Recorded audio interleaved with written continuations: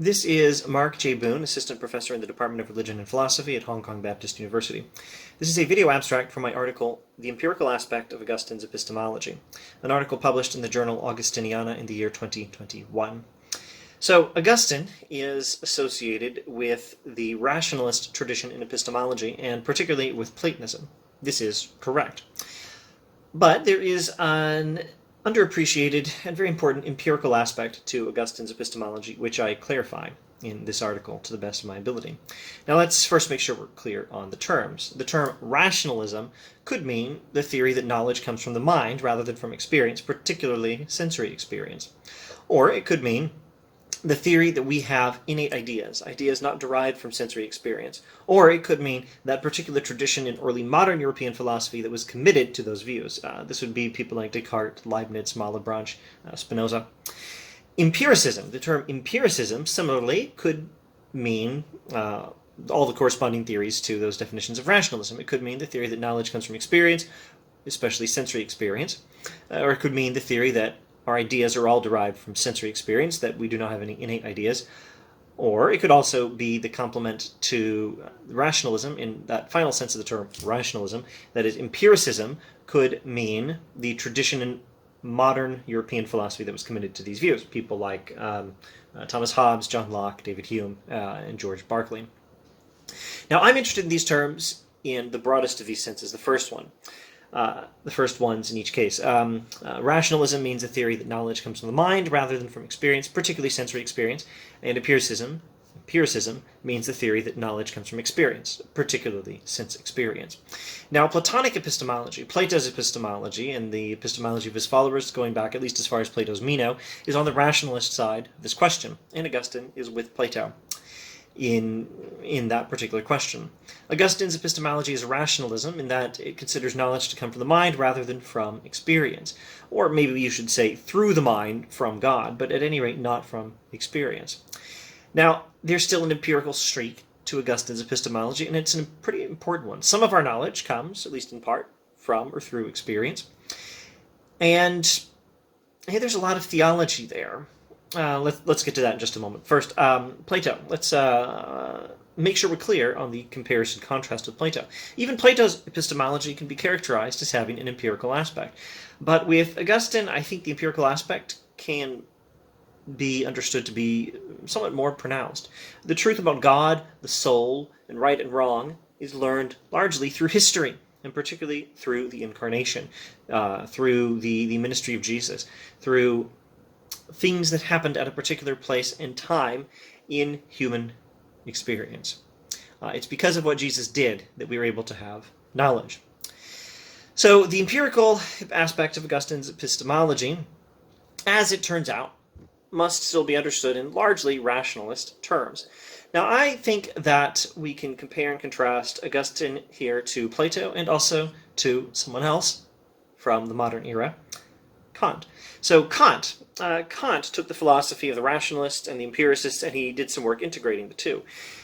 His finished product is somewhat more rationalistic than empirical, but more rationalistic than empiricist, but it does incorporate some empiricist elements. Kant's epistemology can be properly understood as a highly nuanced rationalistic epistemology that draws from empiricist epistemology and incorporates some of the empiricist insights.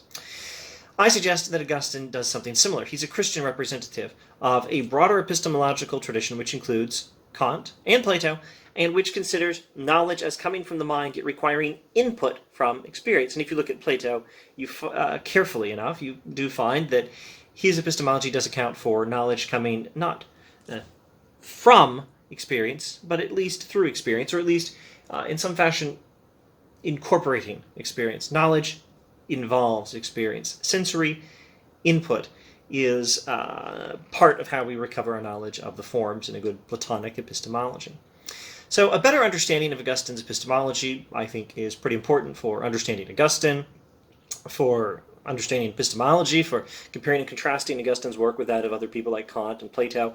I would suspect that any number of people who know something about epistemology are familiar with this simplified account of the history of philosophy, that they were the rationalists, and they said knowledge comes from the mind, and they were the empiricists, and they said knowledge comes from experience, and then there was Kant, who integrated them, and, well, that's all true as far as it goes. Kant was a mostly rationalistic, or a rationalistic but nuanced epistemology, a rationalism that includes an account of how experience contributes to knowledge. And I think we can add to that. That's a good start, actually. But there's so much more to the history of epistemology. In particular, Plato did the same thing. Plato, that is, had an epistemology in which knowledge comes from the mind, but he gives an account of how sensory experience plays a role in the acquisition of knowledge, and it turns out Augustine does the same thing. But Augustine is the Christian version of this. So I think this is a potentially very useful set of insights for understanding Augustine, and hopefully also for understanding religious epistemology and epistemology generally, and the history of epistemology. So in my article, I overview the usual scholarly approach of considering the Platonic aspects of Augustine's epistemology, and I overview the case for this, looking at Plato's Meno and Augustine's De Magistro on the teacher. I review empiricism in ancient philosophy, people like the Stoics, people like Aristotle, and I make a beginning, at least, of explaining Augustine's empirical streak. I consider some influence from Plotinus, but I show how Augustine's epistemology is similar to Plato's and Kant's, and that all three consider warrant for our beliefs to come from the mind. Or, if you prefer this terminology, which might be a little more precise, from God through the mind. But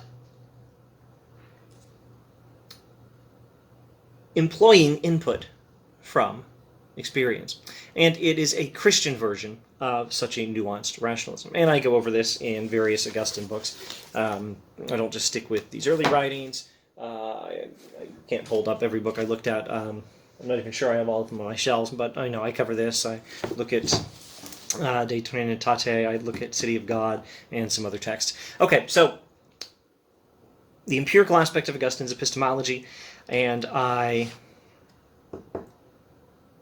go over it in a number of texts and try to explain what's going on here, and I think it is a Christianized version of a nuanced rationalism, a rationalism that says knowledge comes from the mind, or, to be a little more precise, from God through the mind. It does not come from sensory experience, but it does employ some aspects of empiricism. It includes some aspects of empiricism in that it thinks that knowledge from God through the mind involves input from sensory experience, and input from the experience of what Jesus did for us. It's a very highly Christianized version of a nuanced rationalism in epistemology. I recommend this article for anyone particularly interested in Augustine, or at least in epistemology, particularly anyone who's interested in both of those things, but to some extent anyone interested in the history of epistemology in Western philosophy, as well as anyone interested in the study of Augustine. The article should be available from the journal, which is to say, if you're not a subscriber, check your local university library, maybe your local public library. Consider the interlibrary loan option. At some point, I will look into the options for making some version of the article available on places like fieldpapers.org, ResearchGate, academia.edu. I plan to do so if and when the copyright rules allow. Thanks for watching.